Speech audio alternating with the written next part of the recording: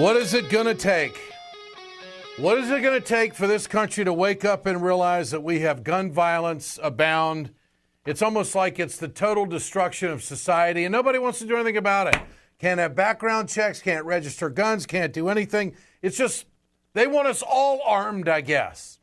It's a familiar American story, and the rest of the world is looking at us saying, you know, they just can't get it together, can they? 14 people dead, 17 injured, another shooting at the Inland Regional Social Services Center in San Bernardino, California.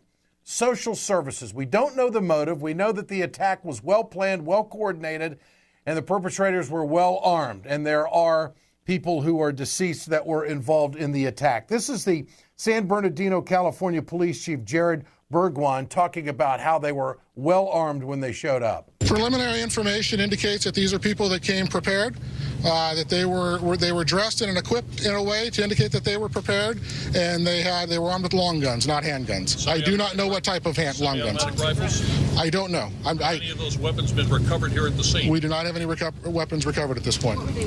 This has become a habit in this country. It's almost daily news.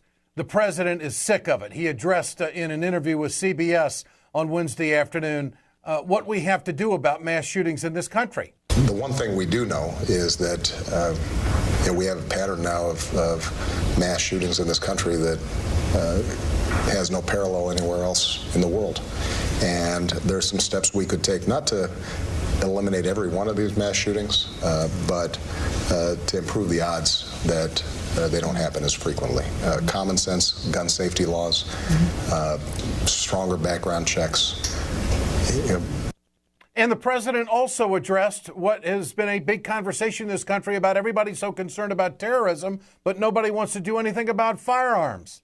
And, for those who are concerned about terrorism, some may be aware of the fact that we have a no-fly list where people can't get on planes, but those same people who we don't allow to fly could go into a store right now in the United States and buy a firearm, and there's nothing that we can do to stop them.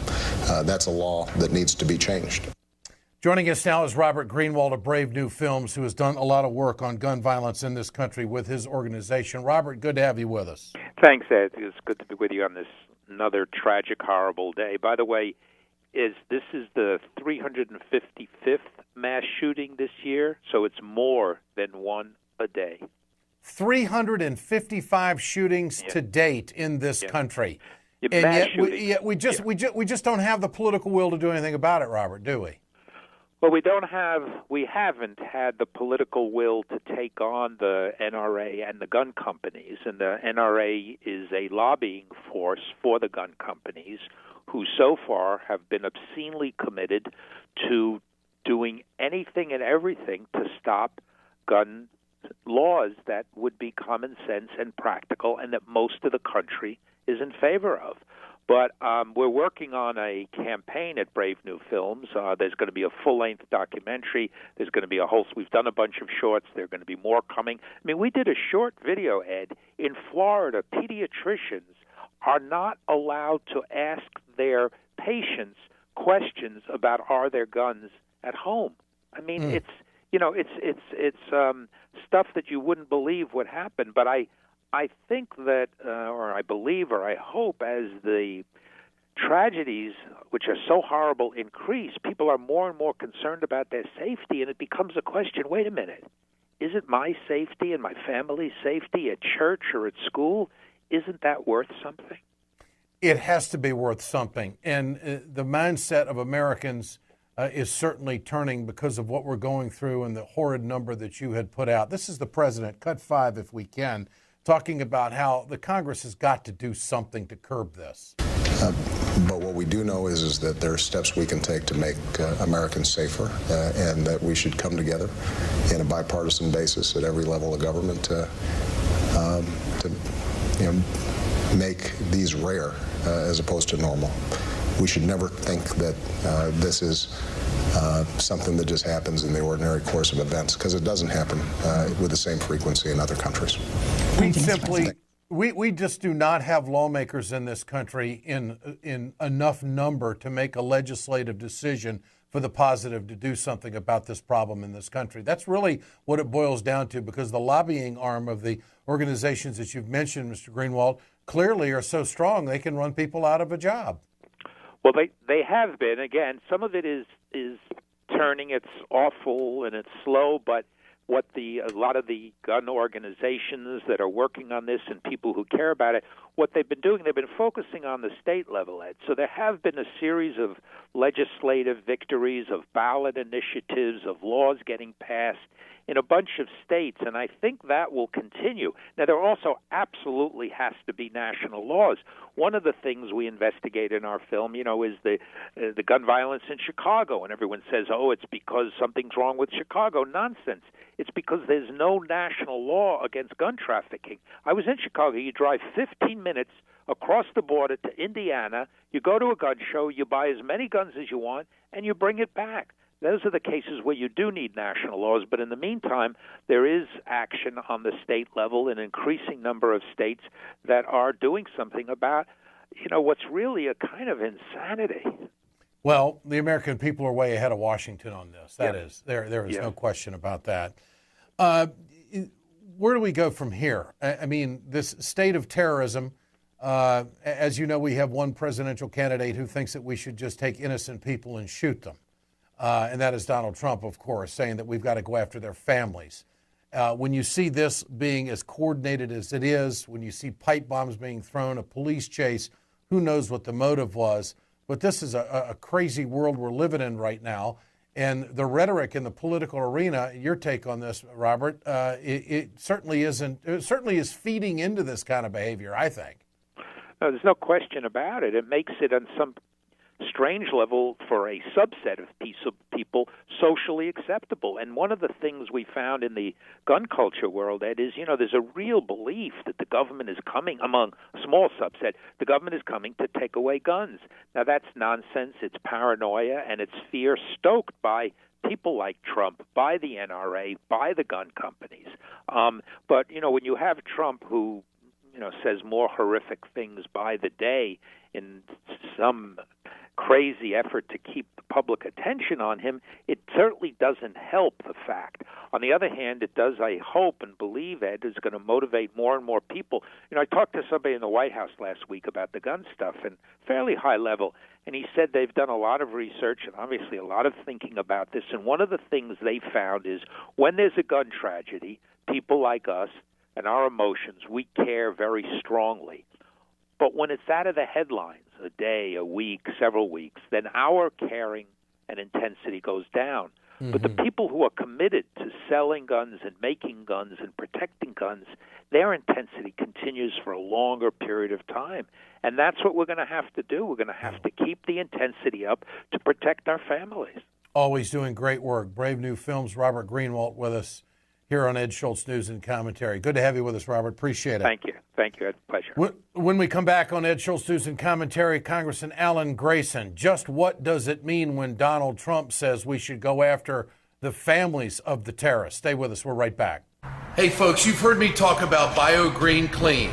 I'm going to show you right now on my airplane just how tough this is.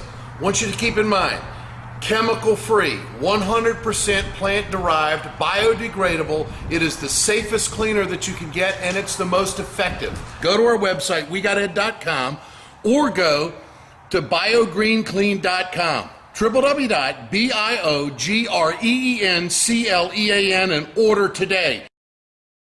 It's time to continue our conversation about mechanical insulation. Mechanical insulation is for the piping systems in our nation's commercial and industrial facilities. Facility owners are burning up billions of dollars through the lack of mechanical insulation on these piping systems. Call the iSave team. Insulation saves America valuable energy, and this team of energy conservation specialists is shovel-ready to save you money. Visit iSaveTeam.org to have a specialist give your plant an energy audit. We perpetuate a culture of crime all the way from Wall Street right down to the main street in our hometowns. It's worse than it has been since FDR took control of the problem and said we can't count on industry taking care of the American labor. They probably have already engaged into some type of criminal cover-up, and the law prohibits the government from even doing anything about it. Catch America's lawyer Mike Papantonio on YouTube at youtube.com/GoLeftTV.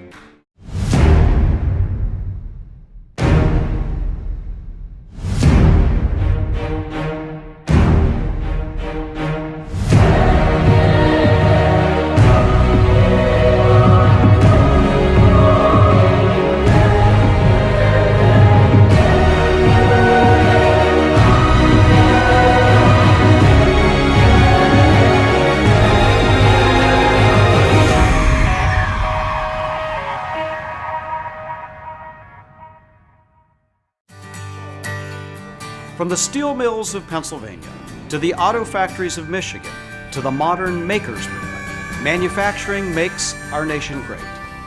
I'm Scott Paul, President of the Alliance for American Manufacturing. We bring business and labor together to advocate for policies that everyone can agree on. Together, we can strengthen manufacturing and create good-paying American jobs. Help us keep it made in America.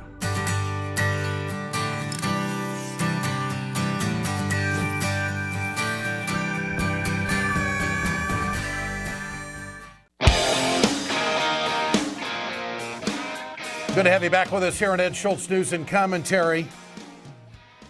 If Donald Trump was polling like Chris Christie, nobody would pay attention to him because what he says is so absurd. I said yesterday on this production that I do believe that there's going to be a good amount of Americans out there who are going to say, yeah, damn right, let's go after their families. But think about it. Are we going to do covert operations in foreign countries to go hijack families of terrorists so we can bring terror to their lives? What is he talking about? This is the Trumpster on Fox News. I would knock the hell out of ISIS. But we see that and the happening other in thing Ramadi. is with the terrorists, you have to take out their families. When you get these terrorists, you have to take out their families. They care about their lives. Don't kid yourself. But they say they don't care about their lives. You have to take out their families. Let's turn now to Congressman Alan Grayson of Florida. Congressman, good to have you with us. Thank you, Ed. I want your reaction. I know how you feel about this fight against ISIS and what our country should be doing. But when you hear something like that, I take pause. What does it mean? Does he mean that he wants American soldiers to cut the heads off the family members? Are we going to run special ops to pick these people up and bring them to the United States? I mean, this is the first time in my life that I've ever heard a presidential hopeful admit that he's willing to commit war crimes. How else do I read it? Oh, that's a war crime. That's exactly right. It doesn't matter what the methodology is. It doesn't matter whether he sends special ops or decides to nuke some poor corner of the earth because some terrorist happened to come from there. Whatever the methodology may be, the fact is that it's a war crime. It's a violation of the Geneva Convention and a violation of the laws of war. And we have, as you point out, a presidential hopeful actually describing the intent to commit war crimes. He is not only a presidential hopeful, he is the leading candidate right now for the Republican Party, polling in double digits ahead of everybody else. Yeah, and more generally what this is referred to under the laws of war is it's called collective punishment. This idea that you punish a group for the acts of an individual in the group. It has a long and sordid history. It's practiced today even in these times in North Korea and virtually nowhere else. In recent times it's practiced by the Nazis. There's an interesting story that comes out of the author of the life of the author of The Final Solution. His name was Reinhard Heydrich. He was an officer among the Nazis, a very high-level SS officer. He was assassinated by two Czech partisans. The Nazis decided to, as they often did, take collective punishment. They identified the two villages where the two partisans had come from. They killed every single person in both villages. And by the way, those weren't the right villages. Amazing. They killed two entire villages full of people by mistake. What is the reaction on Capitol Hill amongst your colleagues when this is being circulated by Trump and picked up repeatedly by the media, played over and over again? I don't think that there's a reaction among us because we don't really feel like we're direct participants. I think even on the Republican side, the sense among members of the House of Representatives and the Senate is that it's all a show that's playing out before our eyes and that we're not active participants in it. I can come on your show and I can go on other media like MSNBC and condemn this as a war crime. Yeah. But that doesn't change the fact that the Republican voters don't pay much attention to that kind of statement. By critics, they, as you point out, they cheer on that kind of irrational and deeply evil remark by one of their leading candidates. And it's happened more than once. I said not too long ago that for people here on Capitol Hill and around the country, it's like a reality show. The show's not called The Biggest Loser, it's called The Biggest Bigot. And the biggest bigot becomes the Republican nominee for president.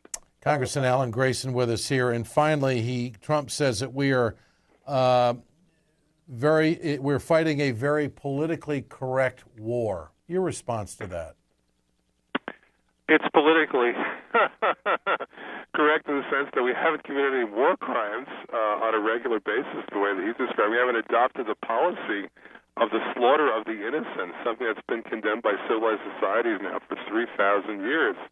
So in that sense, I guess it's politically correct, and I'm not sure I feel very guilty about that. There has been a distinction between belligerents and non-belligerents, combatants and non-combatants, that goes back to biblical times. You know, when the two sides went into war in biblical times, they didn't just go off and kill everybody who happened to be on the other side whenever they had the chance. It's hardwired into us to understand that there are belligerents and non-belligerents. The reason why ISIS is considered to be so evil, the reason why Al-Qaeda is considered to be so evil is because they don't make that distinction. And now he wants us to join them. Congressman, finally, I'd like to get your thoughts. Obviously, another horrific shooting in this country in San Bernardino, California. But when it comes to gun violence, what is, if anything, a solution? Where does this take us? Mass shooting number 355 just in this year, 2015. Well, there's two obvious solutions which virtually everybody agrees upon. The first is that you need to keep guns out of the hands of criminals and the mentally ill. And the second is that you need to keep weapons out of the hands of people in general if they can do a tremendous amount of damage in a short time. I mean, if not, where would this end? Would you let people have individual personal nuclear weapons? There's got to be some kind of limit that's put on people, and the limits obviously are not limiting enough. I think a rule of thumb is that if you can kill 100 people in a minute, that's probably not a good weapon to put into anybody's hands, unless you're talking about the military, of course. That's a different story. You wouldn't want those weapons in the hands of police. You wouldn't want those weapons in the hands of private citizens.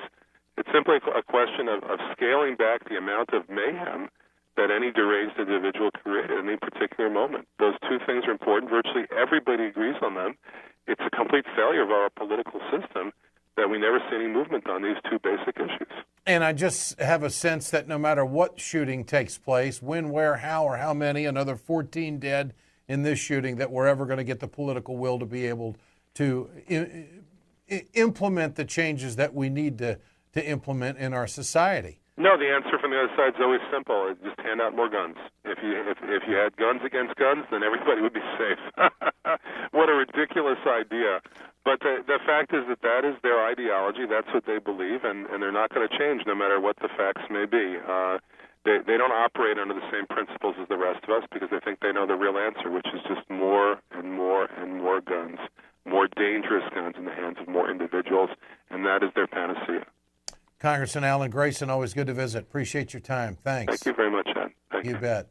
Communication Workers of America, Alliance for American Manufacturing, BioGreen Clean, and the iSafe team bring you this production. We're back tomorrow.